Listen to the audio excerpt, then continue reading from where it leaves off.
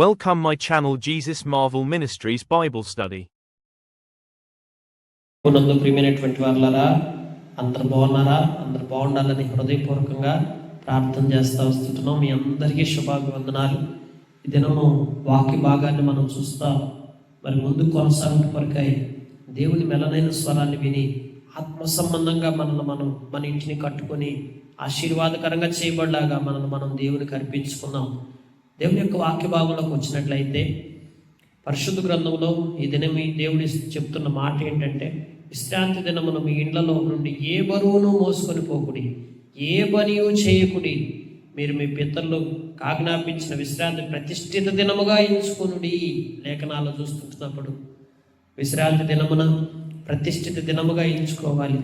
విశ్రాంతి దినమున యెరూషలేము ఆలయంలోకి ప్రవేశించేటప్పుడు ఏ బరువులు మోసుకొని దేవుని ఆలయంలోకి రాకూడదంట. చాలామంది రోజున 6 దినాలు కష్టపడి పనిచేసి దేవుని మందిరానికి వచ్చేటప్పుడు కూడా బరువు భారాలన్నీ మోసుకొని దేవుని మందిరంలోకి అడుగు పెడతా ఉంటారు. ఎప్పుడైతే బరువు భారాలన్నీ మోసుకొని దేవుని మందిరంలోకి అడుగు పెడతావో అప్పుడు నీకు ఆశీర్వాదం దూరం అయిపోతుంది. అంటే ఇక్కడ ఆదివారం అనేది విశ్రాంతి దినం, పరిశుద్ధ దినం. ఆ దినమును నువ్వు ప్రతిష్ఠించుకోవడం చాలా ముఖ్యం. ఇర్మియా ప్రవక్త చెప్తా, ఉన్నత స్థలము నుండి మహిమగల సింహాసనం, మొదటి నుండి మా పరిశుద్ధ స్థానం అదే. మొట్టమొదటి నుండి మనకున్న పరిశుద్ధ స్థానం ఏంటంటే ఆ ఉన్నత స్థలమందు దేవుడు కూర్చొని ఉన్న సింహాసనాసీనటువంటి ఆ స్థానమే, ఆ పరిశుద్ధ స్థలమే. ఆ పరిశుద్ధాలయ స్థానంలో మనం ఉండబోతున్నామండి.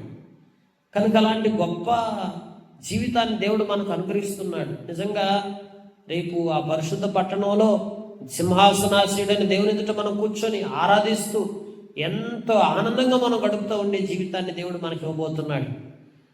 అయితే ఇక్కడ ఇశ్రాయేలుకు ఆశ్రయమా యెహోవా, నిన్ను విసర్జించిన వారందరూ సిగ్గు పొందుదురు. ఈ రోజున లోకంలో అనేక మంది మనుషులు దేవుని విసర్జించి ఉన్నారు. ద్రోహం చేయవారి వలె జీవజలముల ఓటైనటువంటి దేవుని విసర్జించి ఉన్నారు. ఇలాంటి వారందరి పేర్లంట ఇసుకలో రాయబడుతూ వచ్చినాయి. అన్ని జనుల గురించి చెప్తున్నాడు. దేవుని ఎరగని ప్రజలు, సృష్టికర్త అయిన దేవుని విసర్జించినటువంటి వారు, జీవజలముల ఓటగా ఉన్నటువంటి దేవుని విసర్జించినటువంటి వారి పేర్లు ఇసుకలో రాయబడతాయి. అంటే ఇసుకలో రాయబడిన పేర్లు ఎప్పుడైనా తుడిచివేయబడతాయండి. అదే మనకి జీవ గ్రంథంలో మన పేర్లు రాసుకున్నాం అనుకోండి, అవి శాశ్వతంగా పదిలంగా ఉంటాయి. కనుక జీవ గ్రంథంలో ఒకరి పేరు లిఖితమైందంటే ఇంక అది ఎప్పటికీ తొలగించబడదు. ఇది దేవుడు మనకిచ్చిన గొప్ప ధన్యత. అయితే చాలా జాగ్రత్తగా గమనించాల్సిన విషయం ఏంటంటే, మన రక్షించేవాడైనే, మన స్వస్థపరిచేవాడైనే, మనము స్తుతించుటకు కారణభూతుడాయనే.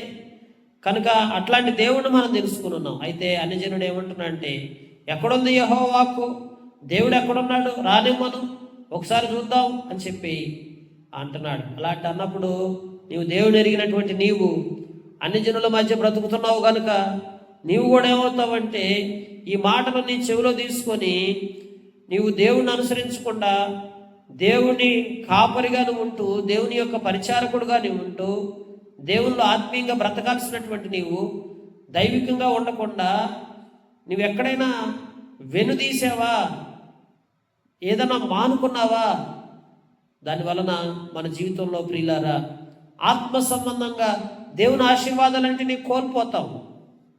అందుకే యెహోవా సన్నిధిలో నుండి, నా నోట నుండి వచ్చిన మాట నీ సన్నిధిలోనున్నది. ఎక్కడుంది దేవుని మాట? ఒక అన్యజనుడు దేవుని మాట వినడు, దేవుని స్వరాన్ని వినడు.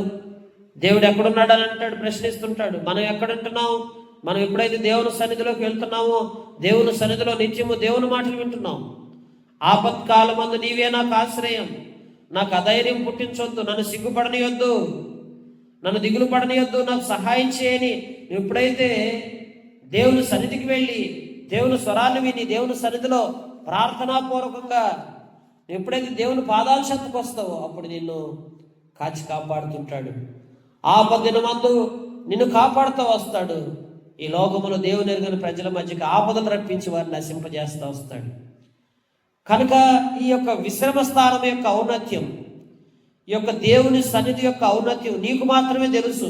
కనుక ఒక అన్యజనుడికి ఈ యొక్క దేవుని సన్నిధి యొక్క విలువ తెలియదు. అందుకే అతను 7 దినాలు కష్టపడి పని చేస్తుంటాడు. పని కొరకే బ్రతుకుతుంటాడు. ఇక ఆదివారం వస్తే ఏ విశ్రాంతి ఉండదు. కనుక గవర్నమెంట్ ఈ రోజున కేవలం గవర్నమెంట్ ఎంప్లాయీస్ ఎవరైతే ఉంటారో వారు మాత్రం ఆదివారం రెస్ట్ తీసుకుంటుంటారు. వ్యాపారస్తులు, ఉద్యోగస్తులు, ప్రైవేటు ఉద్యోగస్తులు, ఇతరితర పనులకు వెళ్ళేవాళ్ళు, ఏ పనికి వెళ్ళేవాళ్ళైనా ఈ రోజున ఆదివారం సెలవు లేకుండా కూడా పనిచేసే పరిస్థితులు వస్తూ ఉంటున్నాయి. అయితే దేవుని వాక్యం ఏం చెప్తుందంటే పరిశుద్ధ గ్రంథంలో, యోధారాజులారా, యోధావారులారా, మీరందరూ కూడా యెరూషలేము గుమ్మములో ప్రవేశించండి. యెరూషలేము గుమ్మములో ప్రవేశిస్తున్న ప్రతి ఒక్కరికి ఒక ప్రకటన చేయమని దేవుడు ఆనాడు ఆజ్ఞాపిస్తూ వచ్చాడు. ఏంటంటే, ఈ గుమ్మములో ప్రవేశించు సమస్తమైన వారులారా యెహోవా మాట వినుడి. ఈ గుమ్మములో ప్రవేశించేసి ప్రతి వ్యక్తికి దేవుడు చెప్తున్న మాట ఏంటంటే, దేవుడి మాట వినమంటున్నాడు. నువ్వు ఈరోజు మందిరానికి వస్తున్నావు కదా, దేవుని సన్నిధికి వస్తున్నావు కదా, దేవుని సన్నిధికి వస్తున్న నీవు ఒక మాట వినాలి, ఖచ్చితంగా విని తీరాలని దేవుడు ఆ దినాల్లో ఇర్మియా ప్రవక్త ద్వారా తెలియపరిచాడు. ఏంటన్నమాట? మీ విషయంలో మీరు జాగ్రత్త పడుడి, విశ్రాంతి దినమున ఏ బరువు మోయకుడి, యెరూషలేము గుమ్మములో నుండి ఏ బరువును తీసుకుని రావద్దు. ఆదివారం విశ్రాంతి దినం లేనిపోయిన బరువు భారాలు పెట్టుకొని ఆ బరువులన్నీ కూడా మోసుకొని దేవుని సన్నిధికి రావద్దు. కొన్నిసార్లు ఆదివారం దేవుని సన్నిధికి వచ్చి చాలామంది నిద్రపోతూ ఉంటారు. హాయిగా పడుకొని విశ్రాంతి తీసుకునే స్థలంలాగా వచ్చి దేవుని స్తోత్రించి, దేవుని స్తుతించి, దేవుని గణపరచాల్సిన నీవు ఆ రోజు దేవుని కొరకు ప్రాణాత్మ దేహాలు ప్రతిష్ఠించుకొని శనివారం నాడే సిద్ధపాటు ప్రార్థన చేసుకుని దేవుని సన్నిధిలో ఉత్సాహ గానాలు చేస్తూ ఆనందంతో గడపాలి. నీవు వచ్చి మొత్తలు కానుకొని నిద్రపోతూ ఉంటారు. ఎందుకు ఇట్లాంటి పరిస్థితి అంటే, నువ్వు ఆ బరువు అంతా మోసుకొని యెరూషలేము గుమ్మాల్లోకి వచ్చేస్తున్నావు. విశ్రాంతి దినమున మీ ఇండ్లలో నుండి ఏ బరువును మోసుకొని పోకుడి, ఏ పని చేయకుడి. నేను మీ పితరులకు ఆజ్ఞాపించిన విశ్రాంతి దినం ప్రతిష్ఠిత దినముగా ఎంచుకునుడి. అయితే దేవుడి మాట చెప్తున్నాడు. అయితే జనుల యొక్క పరిస్థితి ఎట్లా ఉందంటే, వారు వినకపోయి, చెవిని పెట్టకపోయి, వినకుండాను, బోధన అందుకున్నాను, మొండికి పడిది, మొండికి తిరిగిది. ఈరోజు మనుషుల జీవితాల్లో మొండితనం ఎక్కువ కనిపిస్తుంది. మూర్ఖంగా వెళ్తున్నాం, మొండిగా వెళ్తున్నాం. ఏదో మొక్కుబడిలాగా ఆ 2 గంటల ఆరాధనకు వెళ్తున్నారు విశ్వాసులు, దేవుని పిల్లలు. కానీ ఆ 2 గంటలు దేవుని సన్నిధిలో గడపటం, లేదా 1 గంట మాత్రమే కేటాయించుకోవటం, లేదా ఒక 2-3 గంటలు దేవుని సన్నిధికి వెళ్ళటం, ఆదివారం నాడు తమను తాము ప్రతిష్ఠించుకోకుండా ఆదివారం అంతా పని చేయటం. 6 దినాలు పని చేసింది కాక 7వ దినం కూడా పని చేస్తున్నావు, నెమ్మది లేదు. ఈరోజు నీ జీవితంలో నీవు ఆశీర్వాదాన్ని దూరం చేసుకుంటున్నావు. ఈరోజు చాలామంది చెప్పే మాటలు ఏంటో తెలుసా? మా కుటుంబ పరిస్థితులు బాగలేవు, ఆర్థికంగా చాలా స్ట్రగుల్ అవుతున్నాం, ఎంతో భారం ఉంది, అప్పులు ఉన్నాయి, సమస్యలతో ఉన్నాం. వీటన్నిటి గురించి మేము ఆదివారం దేవుని సన్నిధిలో సంపూర్ణంగా గడపలేకపోతున్నావు అని ఉంటున్నావు కదా. ఏ భారాలు అయితే ఉంటున్నాయో, ఏ బాధ్యతలు అయితే నువ్వు కలిగి ఉన్నావో, ఏ ఇబ్బందులు కొనుక్కుంటా కొలిమికొండ నువ్వు వెళ్తున్నావో, వాటన్నిటి నుంచి విడిపించడానికే నిన్ను ఆదివారం నువ్వు ప్రతిష్ఠించుకోమని దేవుడు ఆజ్ఞాపిస్తున్నాడు. మొండిగా ప్రవర్తించి నాకు ఇవన్నీ ఉన్నప్పుడు నేను ఎలా రాగలయ్యా, నీకు కూడా నా విషయాలని తెలుసు కదయ్యా, నా గురించి నీకు తెలియందే ఉందయ్యా అని నువ్వు అంటున్నావా? అలా ఎప్పుడు అనుకో.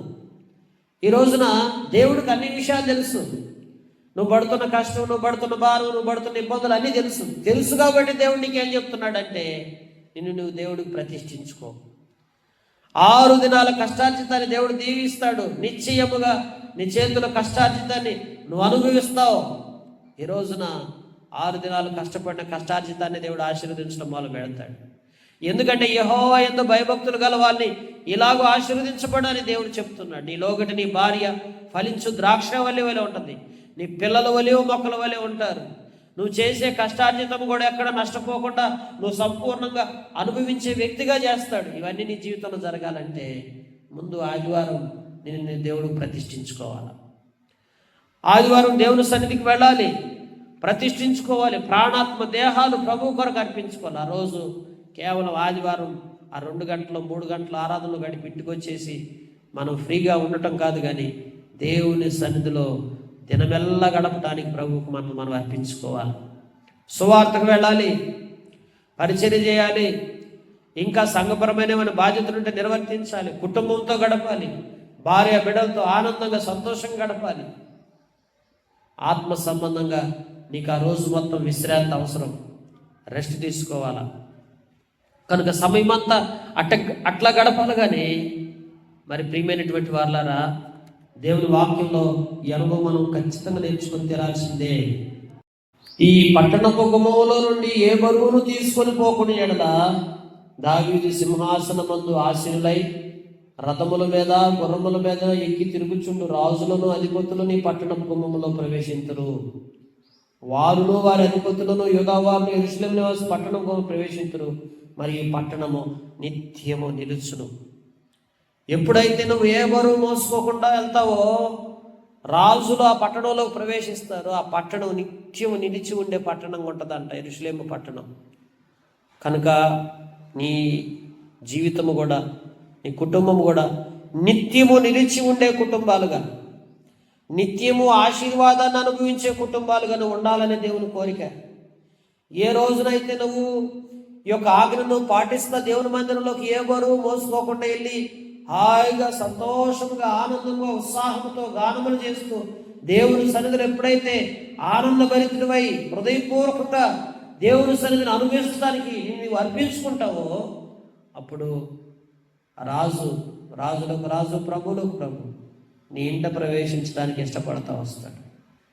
యొక్క యెరూషలేము ఆలయం నుంచి నువ్వు తిరిగి వెళ్ళేటప్పుడు, దేవుని మందిరం నుంచి నువ్వు ఇంటికి వెళ్ళేటప్పుడు నీతో పాటు దేవుడు నీతో పాటు వచ్చేసేస్తాడు, నీ ఇంట్లో ప్రవేశిస్తాడు. నీవు నిత్యము నిలిచి ఉండే విధంగా, నీవు ఆశీర్వాదకరంగా చేయబడే విధంగా దేవుడు నిన్ను బలపరుచుకుంటూ వస్తాడు. కనుక ప్రభు సన్నిధిలో మనం అర్పించుకుందాం. నిజంగా మరి జనులు దహన బలు నైవేద్యాలు ధూపద్రవ్యాలు తీసుకొని యోధా పట్టణంలో యెరూషలేము ప్రాంతంలో నుండి, బెన్యామిన్ దేశంలో, మైదానం దేశం నుండి, మన్యములో నుండి, దక్షిణ దేశం నుండి వచ్చిందరు. కనుక ధూపద్రవ్యాలు తీసుకొని హృదయమనే అర్పణ దేవుడికి అర్పించుకుంటా విరిగి నలిగిన మనసు కలిగి పరిపూర్ణంగా సిద్ధపాటు కలిగినటువంటి వారుగా అన్ని స్థలాల నుంచి దేవుని మందిరంలో మనం సమకూర్చబడాలి. ప్రతిష్ఠి దినము గురించి దినమును బరువును మోసుకొనుచు మరి యెరూషలేము గుమ్మములో ప్రవేశింపకూడదని నేను చెప్పిన మాట మీరు వినని ఎడల దాని గుమ్మాల్లో నేనేం చేస్తానంటే అగ్ని రగల పెడతానంటున్నాడు దేవుడు. యెరూషలేము నగరంలో కాల్చి వేస్తానంటున్నాడు. దాన్ని ఆర్పుటకు ఎవరికి సాధ్యం కాదు. దేవుడు వాక్యం చూస్తుంటే దేవుడు యెరూషలేముని కాల్చివేస్తాను, అగ్ని రగలు పెట్టేసేస్తాను, దాన్ని ఆర్పటం కూడా ఎవరు సాధ్యం కాదని చెప్తున్నాడు. ఎందుకు ఇంత చెప్తున్నాడంటే దేవుని యొక్క కోపాగ్ని రగులు కొన్నప్పుడు, అంటే దేవునికి ఎంత కోపమో చూడండి. ఎందుకంటే పరిశుద్ధ దినాన్ని, విశ్రాంతి దినాన్ని మనం పని చేస్తుంటే మనం దేవుని సన్నిధిని విడిచిపెట్టేసి మన స్వంత కార్యాల కొరకు మనం పరుగులెడతా ఉంటే దేవుడు కోపాగ్ని రగులుకోకుండా ఉంటుందా? ఆలోచించండి. అందుకే నిర్గమాకాండంలో మోషే ద్వారా రాయించబడిన 10 ఆజ్ఞల్లో చెప్తాడు, అసలు నీ ఎద్దైన నీ పనివారైన ఎవరు కూడా లేదు, నీ ఇంట్లో ఉన్న జంతువులు కూడా పనిచేయడానికి వీలేదు.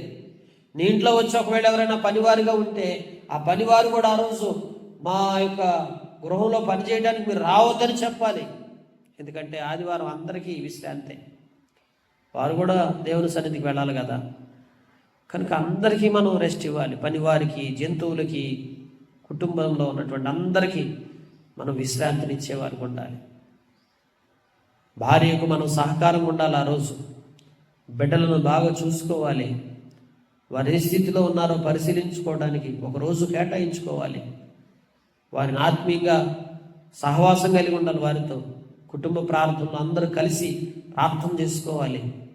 అలాగే దేవుని సన్నిధిలో ఏదైనా బాధ్యతలుంటే, అప్పగించబడిన బాధ్యతలుంటే వాటిని నెరవేర్చాలి. సువార్తకు వెళ్ళాలి. దేవుని పనిలో ఏదైనా సహకారం అందించాల్సి ఉంటే నీ వంతు సహకారం అందించాలి. ఆ రోజంతా హాయిగా సంతోషంగా కుటుంబంతోనూ దేవుని సన్నిధిలోనూ హాయిగా గడిపేసి ఏ బరువు బాధ్యతలు పెట్టుకోవద్దు. చక్కగా దేవుని ఆశీర్వాదాన్ని పొందుకుంటావు. దేవుడు నీకు ఈ ఒక్కరోజు దేవుని ప్రతిష్ఠించుకున్నందుకు నీవు 6 దినాలు పనిచేస్తున్న దాన్ని దేవుడు దీవించడం ప్రారంభిస్తాడు. ఒకవేళ నీ జీవితంలో సమృద్ధి అనే జీవితాన్ని ఇచ్చున్నా దాన్ని బట్టి కూడా నువ్వు దేవుని సన్నిధి దూరం అవ్వద్దు. దేవా, ఆ జీవితంలో సమృద్ధినిచ్చావయ్యా, అందును బట్టి నేను ఇంకా కృతజ్ఞుడై ఉంటానని చెప్పి దేవునికి నువ్వు అర్పించుకో, సమర్పించుకొని చూడు, ఉన్నత స్థితిలో తీసుకొస్తాడు. యెరూషలేము పట్టణాన్ని దీవించినట్లుగా నీ జీవితాన్ని దీవించడం ప్రారంభిస్తాడు, ఆశీర్వాదకరంగా చేసేస్తాడు. ఒకవేళ నువ్వు ప్రతిష్ఠించుకోకుండా అలా కానీ మొండిగా కానీ నడుస్తూ వచ్చావా, జీవితం అంతా సర్వనాశనం అయిపోతుంది. చివరికి ఏం మిగలదు. ఎంత సంపాదించావో, ఎంత ప్రయాసపడ్డావు, ప్రయాసపడిందంత ఏదో ఒక దిక్కు నుండి వెళ్ళిపోతుంది. చివరికి ఆ రోజు నువ్వు బాధపడాల్సి వస్తుంది. కనుక ప్రభు సన్నిధిలో మనల్ని మనం ప్రతిష్ఠించుకొని అటు రీతిగా ఆశీర్వాదం అనుభవించే కుటుంబాలకు మనందరం ఉండలాగా దేవుడి మాటలు దీవించునుగాక. Praise Lord. God bless you.